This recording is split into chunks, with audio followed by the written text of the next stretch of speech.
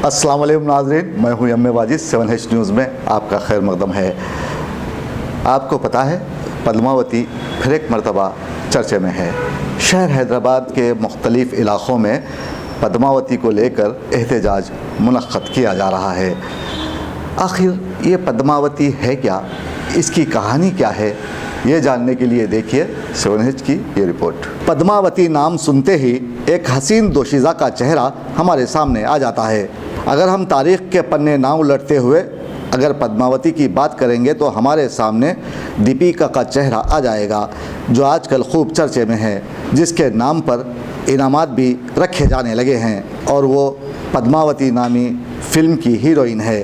दरअसल हिंदुस्तानी अवाम तारीख़ी फ़िल्मों को बेहद पसंद करते हैं, लेकिन कुछ मखसूस समाज से ताल्लुक़ रखने वाले अफराद ने इल्ज़ाम लगाया है कि इस फ़िल्म में तारीख़ को तोड़ मरोड़ कर पेश किया गया है।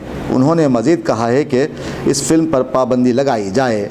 आज अफजलगंज के इलाके में वाक़े धरती माता मंदिर के करीब सैकड़ों अफराद ने इस मामले पर शदीद एहतजाज मुनज़्ज़म किया और हुकूमत से मुतालिबा किया कि इस फ़िल्म को बंद किया जाए। पुलिस ने तकरीबन 500 अफराद को हिरासत में लेते हुए मामले को ठंडा करने की कोशिश की है।